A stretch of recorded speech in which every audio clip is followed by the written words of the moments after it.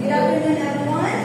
So we are the group 3, and we are going to discuss today about the characteristics of contemporary people arts. But before that, let us all stand. And before we start our discussion, let us all pray in the name of the Father, the Son, and the Holy Spirit. Amen. Thank you, Lord, for this afternoon, Lord.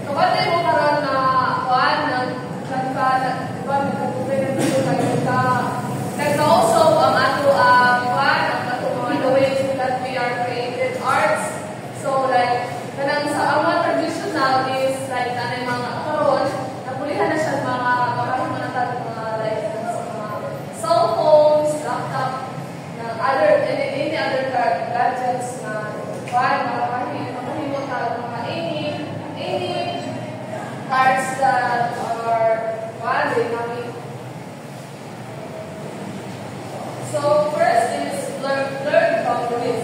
So blurred boundaries, this approach breaks down traditional barriers between art forms. So there is kanang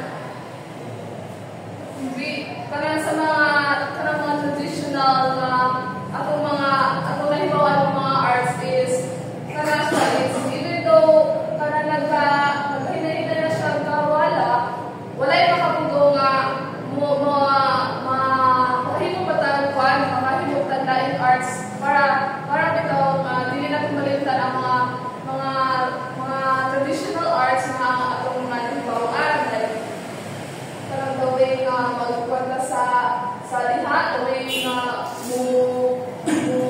gamatang mga arts karon is murag mas easier na like naman doon mga artists sa computer, diba? Like Hannah, ni Ashley, digital artists. So next is collaboration. We need to reach change of ideas and perspectives. So this is para sa kanang collaboration sila is makahimo sila any ideas na makatabang pa nato karong sa dito ang century na like generation like para mas ma-enhance na ato mga skills ato mga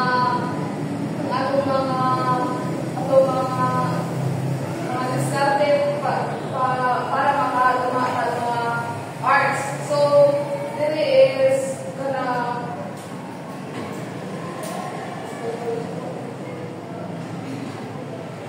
So there is a collaboration is any artist is giving each other mga feedbacks, ideas kung saan pagkakaon mga arts karon muna diba Hana as mag-work ng mga ideas towards each other hindi so kanaan sila ang mga artist karon is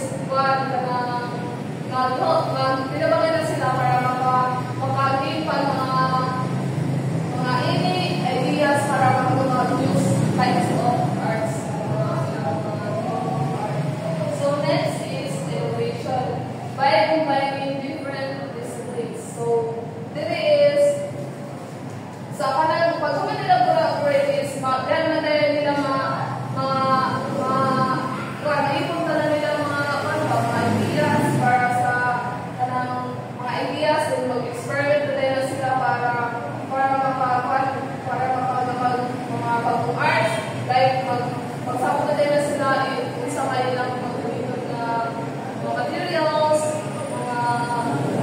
kung saan sila mag-discarte para mapunta sa para makabalik sila kung saan pagmuhimo ka naman disiplinado para magmamaong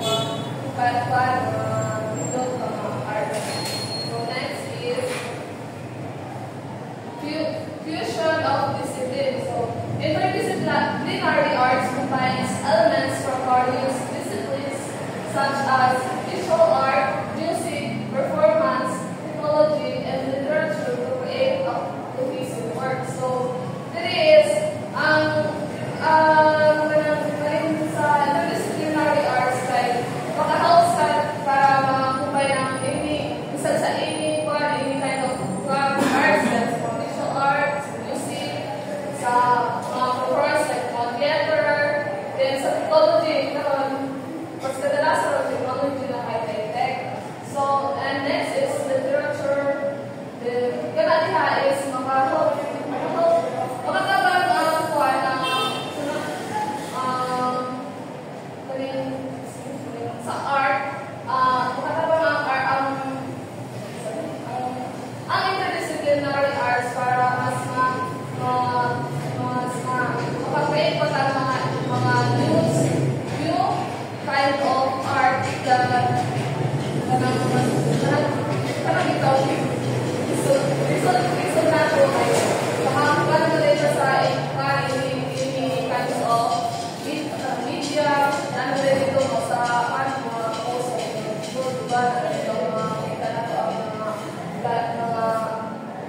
of arts, para sa visual art, daghan ng poster, any work nila para may pakita sa we are need to do kanang mga arts na ito is even though para na to is not na siya ipalitan. So next is science and technology. So science and technology, artists are using scientific principles, technological advancements, and digital tools to create innovative works. Kanya is there's one technology. Diba ang balon kay sa science we are using any kinds of technology like mga laptops, phones, computer.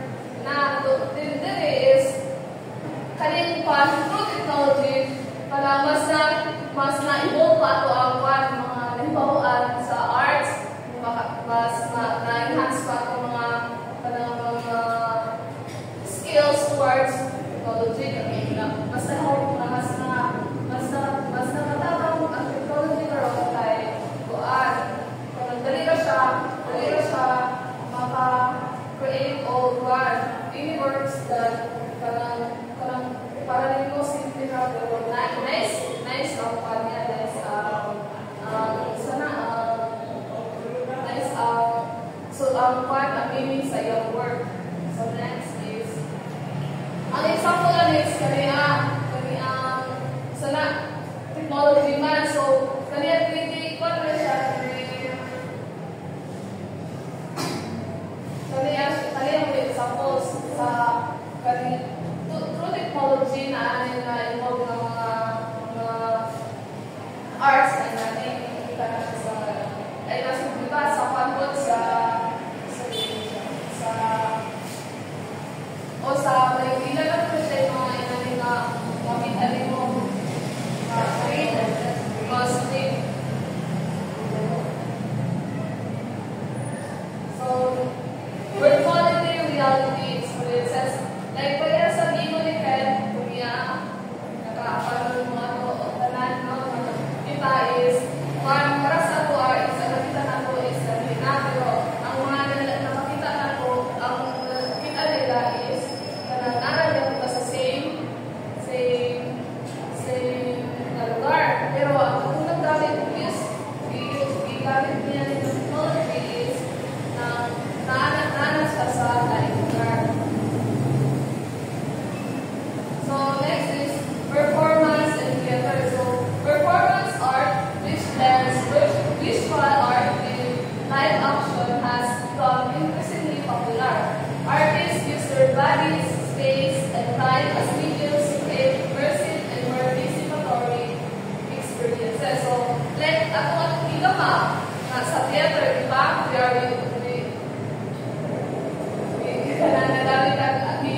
We are using our bodies, time, mga effort para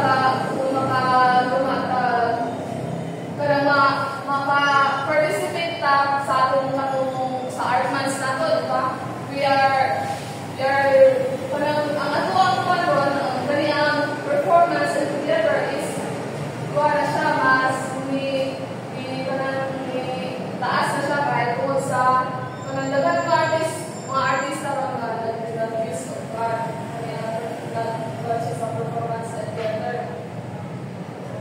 Example na is na siya sa one theater.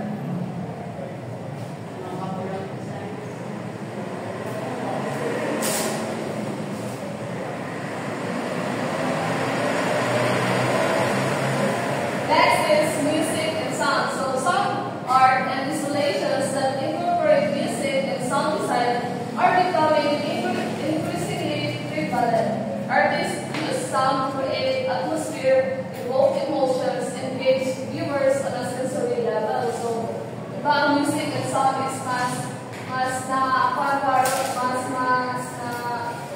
mas naka-help sila sa ato kay para mailabas sa mga pagbati, mga pagbuhol, kung happy